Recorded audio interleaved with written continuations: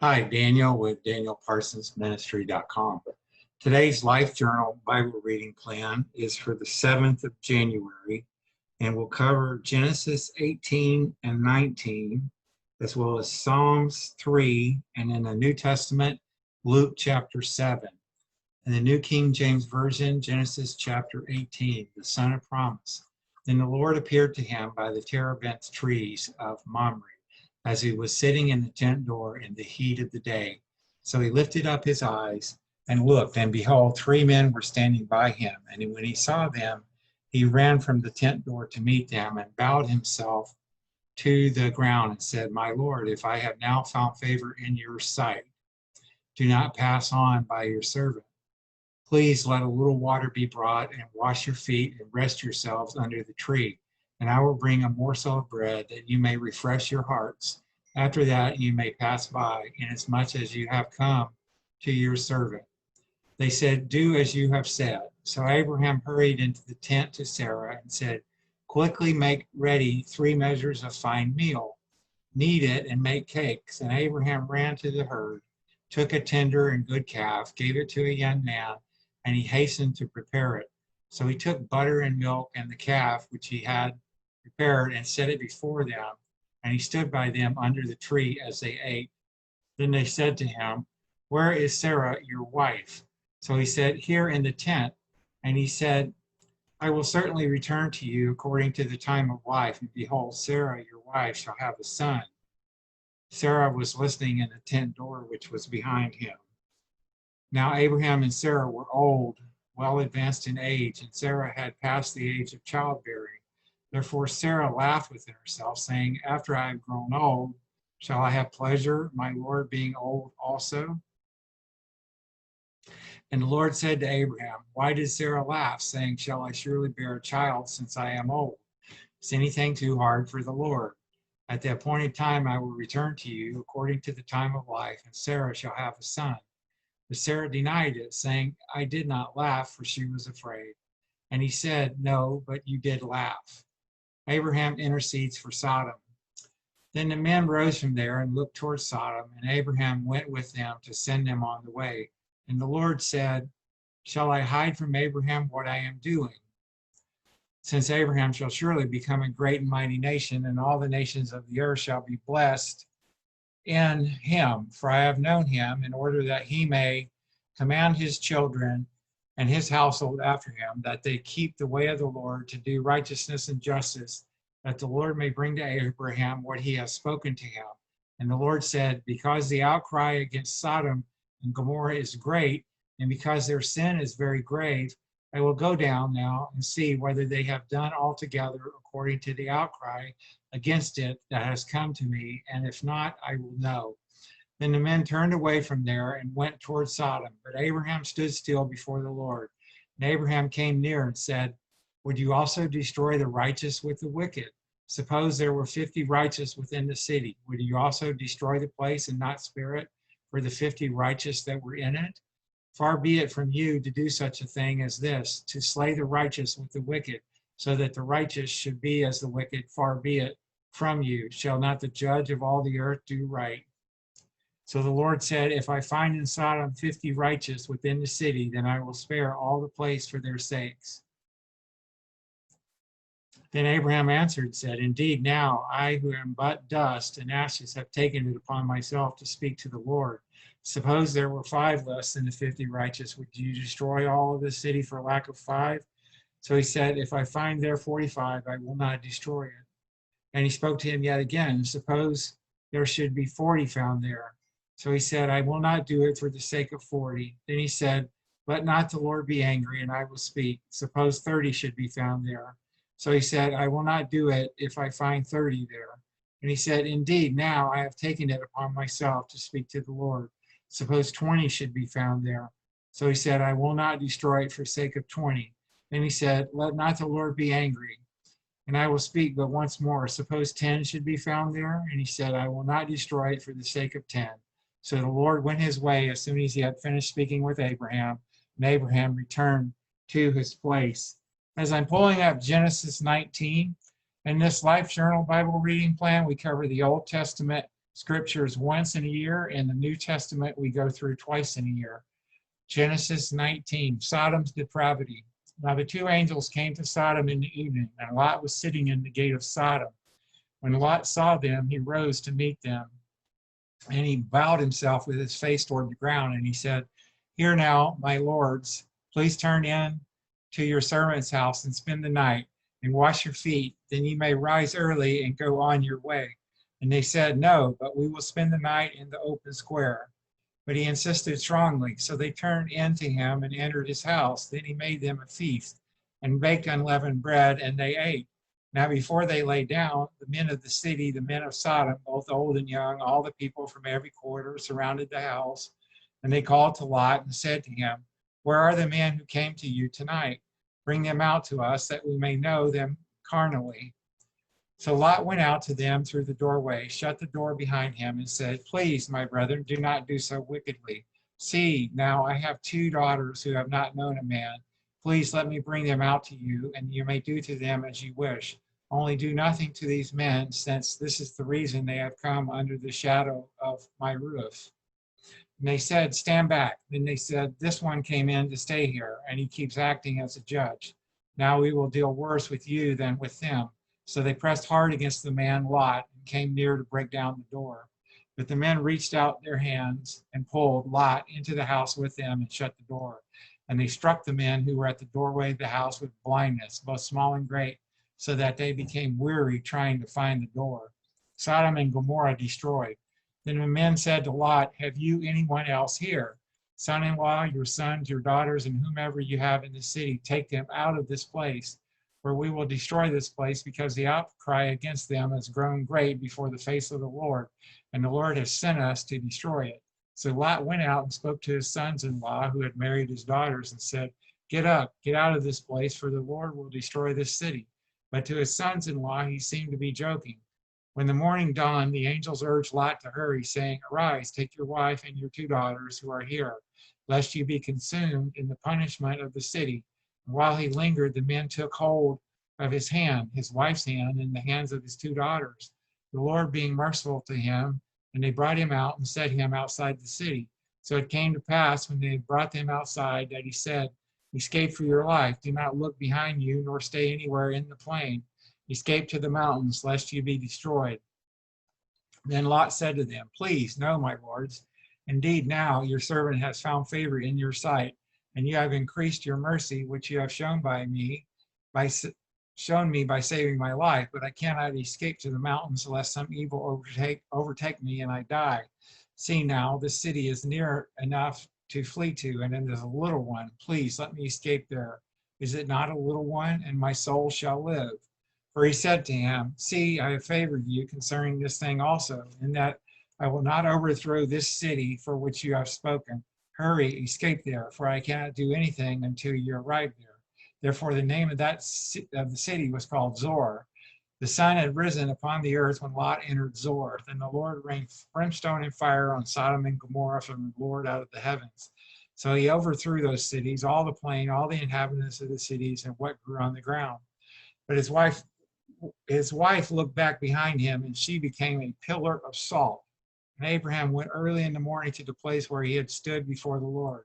Then he looked toward Sodom and Gomorrah and toward all the land of the plain, and he saw, and behold, the smoke of the land which went up like the smoke of a furnace. And it came to pass, when God destroyed the cities of the plain, that God remembered Abraham and sent Lot out of the midst of the overthrow, when he overthrew the cities in which Lot had dwelt. The descendants of Lot. Then Lot went up out of Zoar and dwelt in the mountains, and his two daughters were with him, for he was afraid to dwell in Zoar. And he and his two daughters dwelt in a cave. Now the firstborn said to the younger, "Our father is old, and there is no man on the earth to come in to us, as is the custom of all the earth. Come, let us make our father drink wine, and we will lie with him, that we may preserve the lineage of our father." So they made their father drink wine that night. And the firstborn went in and lay with her father, and he did not know when she lay down or when she arose. It happened on the next day that the firstborn said to the younger, "Indeed, I lay with my father last night. Let us make him drink wine tonight also, and you go in and lie with him, that we may preserve the lineage of our father." Then they made their father drink wine that night also. And the younger arose and lay with him, and he did not know when she lay down or when she arose. Thus both the daughters of Lot were with child by their father. The firstborn bore a son and called his name Moab. He is the father of the Moabites to this day. And the younger, she also bore a son and called his name Ben-Ami. He is the father of the people of Ammon to this day. Now, as I'm pulling up Psalms chapter 3, I just want to make mention, we've got hundreds of spiritual messages on my website, danielparsonsministry.com. We've also got hundreds of healthy, delicious recipes. They're all vegan. And my wife, Patricia, is a gourmet chef, so enjoy those. Just click the Healthy Living tab on Daniel Parsons Ministry and search for any kind of food, and we've got it. The Lord helps his troubled people. Psalms chapter 3, a psalm of David when he fled from Absalom, his son. Lord, how they have increased who trouble me. When many are they who rise up against me. Many are they who say of me, there is no help for him in God. Selah. But you, O Lord, are a shield for me, my glory and the one who lifts up my head. I cried to the Lord with my voice, and he heard me from his holy hill. Selah. I lay down and slept. I awoke, for the Lord sustained me. I will not be afraid of 10,000s of people who have set themselves against me all around. Arise, O Lord, save me, O my God, for you have struck all my enemies on the cheekbone. You have broken the teeth of the ungodly. Salvation belongs to the Lord. Your blessing is upon your people. Selah. And now, as I pull up Luke chapter 7, please subscribe to my YouTube channel. Just search on YouTube for Daniel Parsons Ministry, and I've got probably 1,000 videos. Thank you. So Luke chapter 7, Jesus heals a centurion servant. Now, when he concluded all his sayings in the hearing of the people, he entered Capernaum, and a certain centurion servant who was dear to him was sick and ready to die. So when he heard about Jesus, he sent elders of the Jews to him, pleading with him to come and heal his servant. And when they came to Jesus, they begged him earnestly, saying that the one for whom he should do this was deserving, for he loves our nation and has built us a synagogue. Then Jesus went with them. And when he was not far from the house, the centurion sent friends to him, saying to him, Lord, do not trouble yourself, for I am not worthy that you should enter under my roof. Therefore I did not even think myself worthy to come to you, but say the word, and my servant will be healed. For I also am a man placed under authority, having soldiers under me. And I say to one, go, and he goes, and to another, come, and he comes, and to my servant, do this, and he does it. When Jesus heard these things, he marveled at him and turned around and said to the crowd that followed him, I say to you, I have not found such great faith, not even in Israel. And those who were sent, returning to the house, found the servant well, who had been sick. Jesus raises the son of the widow of Nain. Now it happened the day after that he went into a city called Nain, and many of his disciples went with him, and a large crowd. And when he came near the gate of the city, behold, a dead man was being carried out, the only son of his mother, and she was a widow. And a large crowd from the city was with her. When the Lord saw her, he had compassion on her and said to her, do not weep. Then he came and touched the open coffin, and those who carried him stood still. And he said, young man, I say to you, arise. So he who was dead sat up and began to speak, and he presented him to his mother. Then fear came upon all, and they glorified God, saying, a great prophet has risen up among us, and God has visited his people. And this report about him went throughout all Judea and all the surrounding region. John the Baptist sends messengers to Jesus. Then the disciples of John reported to him concerning all these things. And John, calling 2 of his disciples to him, sent them to Jesus, saying, are you the coming one, or do we look for another? When the men had come to him, they said, John the Baptist has sent us to you, saying, are you the coming one, or do we look for another? And that very hour he cured many of infirmities, afflictions, and evil spirits, and to many blind he gave sight. Jesus answered and said to them, go and tell John the things you have seen and heard, that the blind see, the lame walk, the lepers are cleansed, the deaf hear, the dead are raised, the poor of the gospel preached to them, and blessed is he who is not offended because of me. When the messengers of John had departed, he began to speak to the multitudes concerning John. What did you go out into the wilderness to see? A reed shaken by the wind? But what did you go out to see? A man clothed in soft garments. Indeed, those who are gorgeously apparelled and live in luxury are in king's courts. But what did you go out to see? A prophet? Yes, I say to you, and more than a prophet. This is he of whom it is written, Behold, I sent my messenger before your face, who will prepare your way before you. For I say to you, among those born of women, there is no greater prophet than John the Baptist, but he who is least in the kingdom of heaven is greater, kingdom of God is greater than he. And when all the people heard him, even the tax collectors justified God, having been baptized with the baptism of John. But the Pharisees and lawyers rejected the will of God for themselves, not having been baptized by him. And the Lord said, To what then shall I liken the men of this generation, and what are they like? They are like children sitting in the marketplace and calling to one another, saying, We played the flute for you, and you did not dance. We mourned to you, and you did not weep. For John the Baptist came neither eating bread nor drinking wine, and you say, He has a demon. The Son of Man has come eating and drinking, and you say, Look, a glutton and a winebibber, a friend of tax collectors and sinners. But wisdom is justified by all her children. A sinful woman forgiven. Then one of the Pharisees asked him to eat with him. And he went to the Pharisee's house and sat down to eat. And behold, a woman in the city who was a sinner, when she knew that Jesus sat at the table in the Pharisee's house, brought an alabaster flask of fragrant oil and stood at his feet behind him weeping. And she began to wash his feet with her tears and wiped them with the hair of her head. And she kissed his feet and anointed them with the fragrant oil. Now when the Pharisee who had invited him saw this, he spoke to himself, saying, This man, if he were a prophet, would know who and what manner of woman this is who is touching him, for she is a sinner. Jesus answered and said to him, Simon, I have something to say to you. So he said, Teacher, say it. There was a certain creditor who had two debtors. One owed 500 denarii and the other 50. And when they had nothing with which to repay, he freely forgave them both. Tell me, therefore, which of them will love him more? Simon answered and said, I suppose the one whom he forgave more. And he said to him, You have rightly judged. Then he turned to the woman and said, Simon, do you see this woman? I entered your house. You gave me no water for my feet, but she has washed my feet with her tears and wiped them with the hair of her head. You gave me no kiss, but this woman has not ceased to kiss my feet since the time I came in. You did not anoint my head with oil, but this woman has anointed my feet with fragrant oil. Therefore I say to you, her sins, which are many, are forgiven, for she loved much.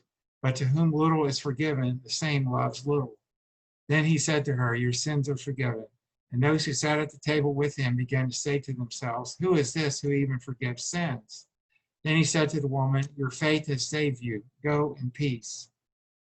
And that's the end of today's Bible reading. I hope to see you on tomorrow's reading. Bye for now.